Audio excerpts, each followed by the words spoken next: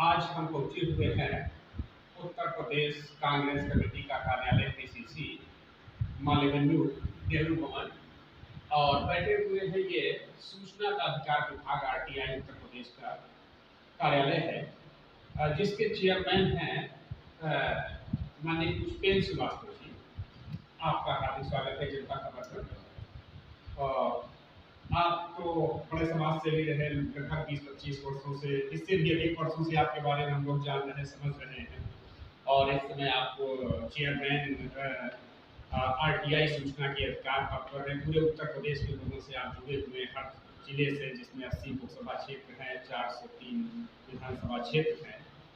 तो हम चाहेंगे कि हमारे दर्शकों को कुछ बताइए कि कैसे जो है किस प्रकार से आपका आरटीआई सेल काम कर रहा है। जी देखिए मुझे जी जो आरटीआई सेल है, इसका वर्क होता है, इसका काम होता है, पहला काम होता है जी कि जो जनता को एक ये हथियार दिया है यूपीए सरकार ने 2005 में, जी सूचना का अधिकार, जी इसके बारे में उनकी जानकारी उनके अंदर रहे।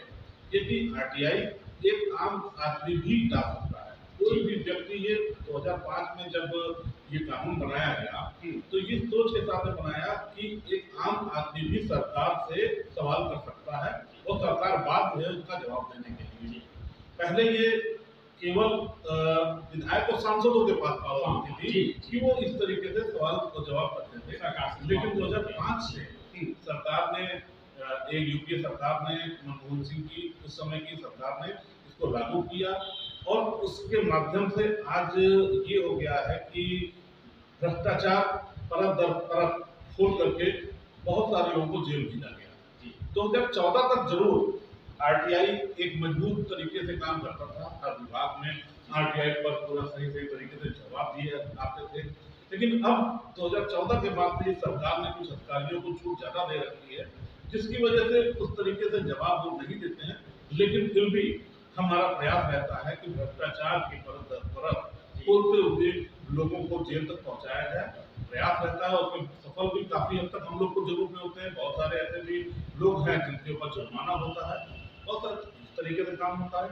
उत्तर प्रदेश में सभी जिलों में आरटीआई का पूरी कमेटी है, हर जगह जिला चेयरमैन है, पूरी स्टेट कमेटी है जो इस पर काम करती है। वो लगातार जनता से संपर्क में रहती है और जनता से जुड़े हुए मुद्दों को उठाती रहती है और बहुत सारी चीजों की जानकारी हम लोग लेते रहते हैं।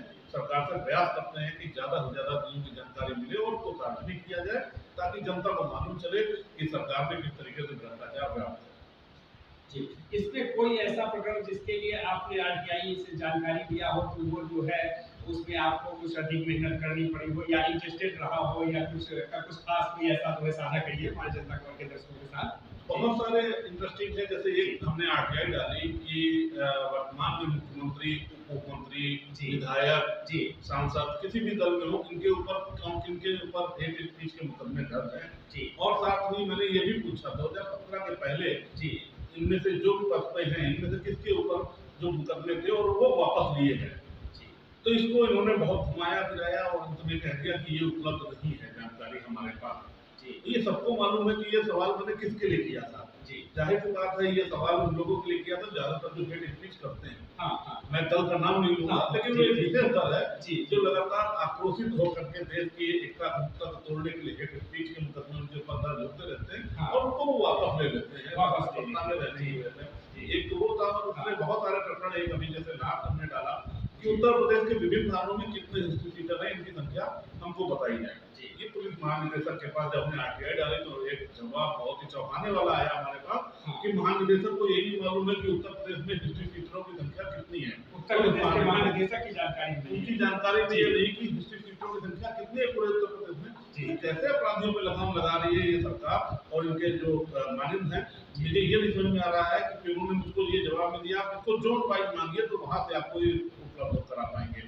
तो मैंने उसमें भी 8 जोनों में, जो पुलिस के 8 जोन है, उन सबके जोन में मैंने ये आरटीआई डाल दी है कि मुझको बताइए कि हिस्ट्री सीटर की संख्या कितनी है उत्तर प्रदेश में, ताकि हमको मालूम चले और जनता को मालूम चले कि आखिर जो कहा जाता है कि माननीय मुख्यमंत्री जी कहते हैं कि उत्तर प्रदेश में अपराध मुक्त उत्तर प्रदेश हो चुका है और उत्तर प्रदेश में अपराधी उत्तर प्रदेश छोड़ के जा चुके।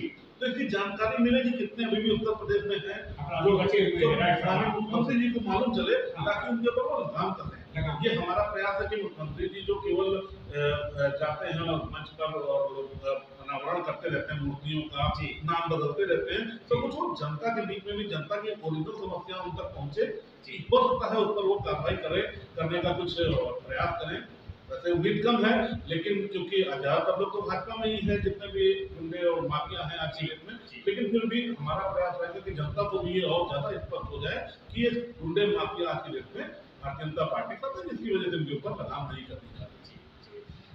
एक ये हम जानना चाहेंगे आपके माध्यम से बहुत दूर दराज के लोग हैं, तो वो अगर सूचना का अधिकार लेना चाहें तो क्या नियम, क्या प्रोसेस है सरल ढंग में, जिससे वो लोग जो हमारे जनता पार्टी के दर्शक हैं वो भी अगर सूचना का लेना चाहें तो वो कैसे ले सकते हैं, क्या रहेगा प्रोसेस उसका, कर सकते हैं? आरटीआई बहुत ही साधारण तरीके से मांगी जा सकती है। कोई भी व्यक्ति सादे कागज पर जी केवल ये चीज जिससे आप सवाल जिससे मांग रहे हैं उन जन सूचना अधिकारी डाल करके उस विभाग का नाम डाल दीजिए जी, और उसके बाद में उसको किसी भी जगह से आप पोस्ट कर सकते हैं। जी। रजिस्टर डाक से भेज देते हैं तो बहुत अच्छा रहता है। जी। आप रजिस्टर डाक से भेजिए, उसकी रसीद अपने पास रख लीजिए और सवाल के साथ में आपको 10 रुपए का पोस्टल आर्डर लगाना होता है। अगर आपके पास वो नहीं है 10 रुपए का, अगर पोस्टल आर्डर आपके पास नहीं अवेलेबल है तो आप उसकी जगह पर 10 का नोट लगाइए और उस पर जो लिखे हुए नंबर हैं जी, उनको उसमें अंकित कर दीजिए उस प्रार्थना पत्र में, जी। जिसको आप आरटीआई जो भी आप डाल रहे हैं। हाँ। और दूसरी चीज, अगर बीपीएल आप कार्ड धारक है तो आपको 10 रुपए भी नहीं लगता है, उसमें आपको बीपीएल कार्ड का अपना नंबर डालना होगा। तो बहुत ही साधारण तरीके से आप कहीं से भी उसका जवाब मांग सूचना कार्ड के पास डाल दें। किसी भी जगह किसी भी चीज का आप सवाल पूछ सकते हैं। बहुत अच्छा रहा, हमारे जनता खबर के दर्शकों के संज्ञान में आ गया ये विषय, सूचना का अधिकार वो भी ले सकते हैं। तो ये कांग्रेस के बारे में आपसे जानेंगे कि ये कांग्रेस से आप कब से जुड़ाव, लंबे समय से हम लोग देख रहे हैं आपका, लेकिन ये आपका कब से जुड़ाव हुआ और फिर कैसे शुरू किया कांग्रेस की सफर यात्रा, प्रदेश ये चेयरमैन बनने तक कैसा था कांग्रेस का सफर? जी।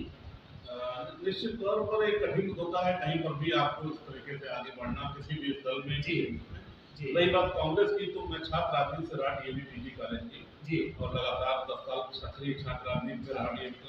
जी। तो एक विचारधारा वहां पर भी जो थी हमारी, हम लोग किसी भी जात और धर्म से अलग रख करके छात्रों के हित की बात करते थे, छात्रों के मुद्दों पर लड़ाई लड़ते थे। वहां पर एक सोच थी कि हमें कोई जात और धर्म से मतलब नहीं है, हमें सिर्फ जनता के छात्रों के लिए काम करना है, छात्र हित पे काम करना है, तो चाहे किसी भी जात के हो, उससे मतलब नहीं होता था। तो ये सोच एक कह सकते हैं शुरू से रही और वही सोच कांग्रेस की है कि कांग्रेस के अंदर भी जात और धर्म नहीं है। जब हमने ये सोचा कि किसी दल को अपनाया जाए, हाँ। अब छात्र राजनीति के बाद में, तो विकल्प के तौर पे मुख्य 4 दल थे, जिसमें से मैंने उन चारों पर नजर डाली।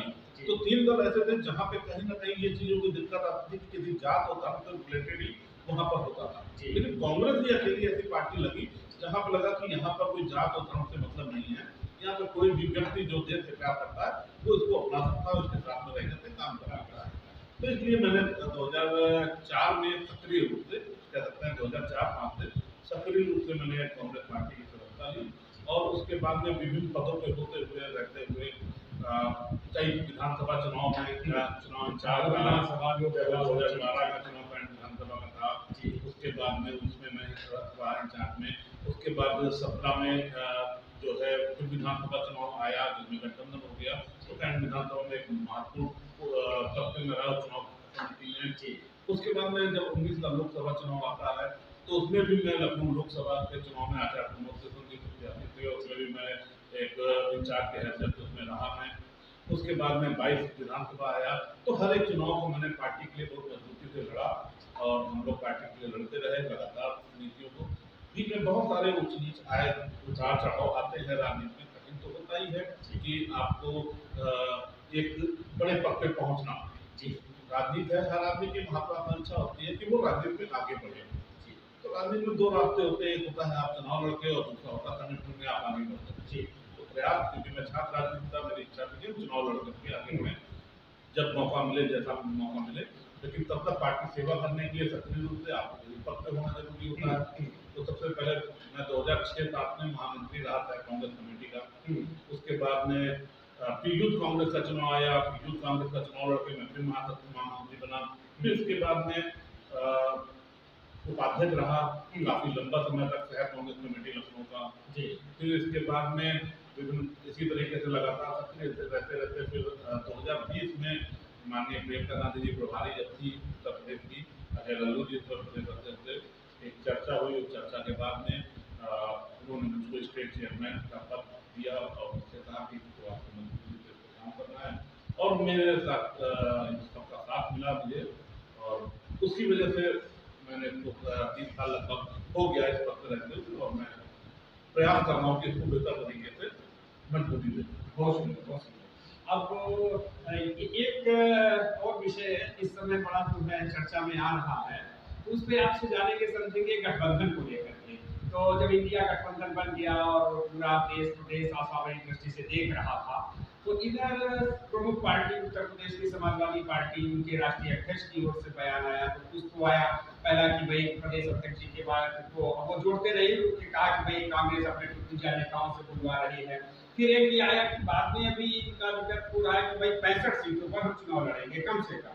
उत्तर प्रदेश में 80 सीट है, 65 पे अगर सपा लड़ जाएगी तो बची 15 सीट। अब 15 सीट में कितनी राष्ट्रीय लोकदल को देंगे, अपना दल को देंगे, जनता दल को देंगे और फिर कांग्रेस को देंगे, तो इसमें आपको लगता है गठबंधन की क्या संभावनाएं बनेंगी सीटों को लेकर के? जी देखिए, मुझे लगता है अखिलेश जी कुछ फ्रस्ट्रेशन के दौर से गुजर रहे हैं या क्या है कि स्थितियों में ऐसा बयान दे रहे हैं, ये समझ से परे है जी। जबकि याद होगा आपको, जब कोसी का विधानसभा चुनाव था जी, तो कांग्रेस पार्टी ने अपना समर्थन उनको तत्काल दे दिया था जी, बिना उनके मानने के, क्योंकि हमने ये चीज को माना कि इंडिया गठबंधन के आप हिस्सा हैं और आपको आप मोदी जी पे चुनाव लड़ रहे हैं, हमने तत्काल उनको दे दिया गया समर्थन पत्र, माननीय अध्यक्ष हमारे। उसके बाद में चुनाव आए, जब ये 5 राज्यों का चुनाव आया तो मध्य प्रदेश में हमने देखा कि अखिलेश जी प्रत्याशी उतारते हैं। अब या तो ये अखिलेश जी भारतीय जनता पार्टी के दबाव में है, क्योंकि इनको दिख रहा है कि इंडिया गठबंधन के जितने भी लोग हैं उनके ऊपर ईडी और सीबीआई और ये, तो हो सकता है कहीं किसी दबाव की वजह से अखिलेश जी इस तरीके के बयान सब जगह दे रहे हो। मैं तो अपील करना चाहूंगा अखिलेश जी से कि आप डरिए नहीं। कांग्रेस पार्टी के नेता देखिए राहुल जी हैं, उनके ऊपर कितनी चीजें हुई लेकिन वो कभी डरे नहीं, विचलित नहीं हुए। आप विचलित ना होइए, डरिए नहीं। तो इस तरीके की भाषा की टुटपुंजिया या इस तरीके की भाषा, मुझे भी लगता है कि एक राजनीतिक व्यक्ति को, वो भी गठबंधन, आप इंडिया गठबंधन के बाद में, और रही बात 65 सीटों पर लड़ने के जो आपने सार्वजनिक किया, राजनीति में रणनीति ऐसे नहीं बनती है। रणनीति जो होती है, जो अच्छे रणनीतिकार होते हैं वो इस चीज को ओपनली बाहर जाकर नहीं बोलते हैं कि इतनी सीटों पे हमें लड़ना है। ये एक तरीके से ये फ्रस्ट्रेशन वाली भाषा ये हो सकती है कि आप सार्वजनिक तौर पे कहते हैं कि मैं 65 सीटों पर लड़ूंगा, ये तो गठबंधन तय करेगा। गठबंधन के शीर्ष नेता तब तय करेंगे बैठ करके कि आपको कितनी सीटों पर लड़ना चाहिए, हमको कितनी सीटों पर लड़ना चाहिए। इसका मतलब ये भारतीय जनता पार्टी के दबाव में कहीं ना कहीं आकर के अखिलेश जी इस तरीके के बयान दे रहे हैं। मैं तो अखिलेश जी से कहूंगा कि अपील करूंगा कि आप इस बात से बिल्कुल न घबराइए, राहुल जी से सीखिए, निडर होकर के लड़ना। अजय राय जी से सीखिए कि अजय राय जी के ऊपर देखिए कितने मुकदमे रहे बनारस में, वो तो मोदी जी के खिलाफ चुनाव लड़ते रहे लेकिन कभी विचलित नहीं हुए, इस तरीके के उन्होंने कभी नहीं स्टेटमेंट दिए। तो अजय राय जी से सीखिए थोड़ा और अपने आप को संतुलित रखिए। राजनीति है और भारतीय जनता पार्टी की लड़ाई कठिन है। कांग्रेस पार्टी आज पूरे देश में भारतीय जनता पार्टी से लड़ रही है, उत्तर प्रदेश में आप साथ दीजिए हमारा उस लड़ाई में, और निश्चित तौर पर 2024 में हम लोग मिलकर के सरकार बनाएंगे।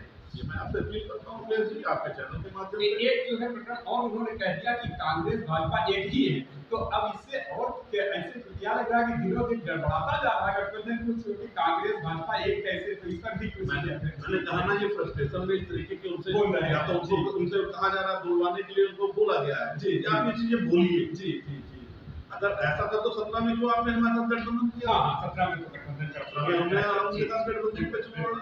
तो अगर या तो ये तो इनसे या तो इनसे फ्रस्ट्रेशन में बोल रहा है, या चीजें बुलवाया जा रहा है जबरदस्ती, आप इन चीजों को बोलिए। तो अखिलेश जी से मैं ये कहना चाहूंगा, अपने आप को संतुलित रखिए और माननीय अजय राय जी से सीखिए इस बात को लेकर के, क्यों किस तरीके से पूरे भारतीय जनता पार्टी से फ्रंट पे आकर के लड़ाई लड़ रहे हैं। आप हमसे न लड़िए, भारतीय जनता पार्टी को अगर हराना है तो आइए मिल करके हमारे साथ में। उत्तर प्रदेश में क्या, पूरे देश में तो हराएंगे, उत्तर प्रदेश में आप साथ दीजिए। कितनी सीटों पर कौन लड़ेगा तो शीर्ष नेतृत्व और आप लोग बैठ करके तय करेंगे। उस पर आपको सार्वजनिक तौर पर इस तरीके के नहीं देना चाहिए कि मैं 65 सीटों पर ही चुनाव लड़ूंगा। 65 सीटों पर आपके प्रत्याशी मिल जाए, ये बहुत बड़ी बात होगी। खैर, ये आपका अपना मामला होगा। हमारा कहना है कि सब लोग मिल तो करके एक और चर्चा चल रही थी अभी लखीमपुर से एक राजनीतिक परिवार जो जिस परिवार से मंत्री भी हुए, कई बार सांसद भी हुए, वो पूर्वी वर्मा जो सपा से प्रत्याशी भी रही थी और जिनके पिताजी रवि वर्मा, वो भी संभावना है कि कांग्रेस की तरफ आएंगे।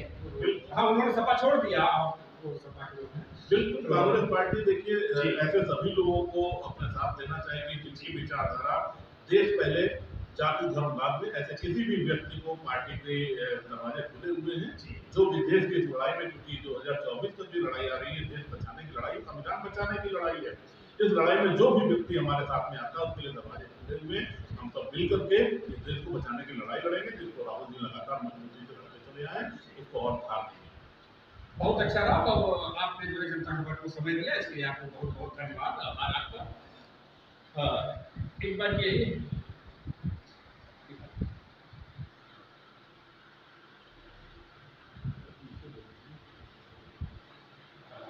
ये थे हमारे पुष्पेंद्र श्रीवास्तव जी, प्रदेश के अध्यक्ष चेयरमैन सूचना का अधिकार आरटीआई विभाग के, और शुरू से समाज सेवी रहे, छात्र जीवन में रहे और संघर्षों के एक सशक्त हस्ताक्षर रहे। आप सब देखते रहिए जनता पर। बहुत बहुत धन्यवाद।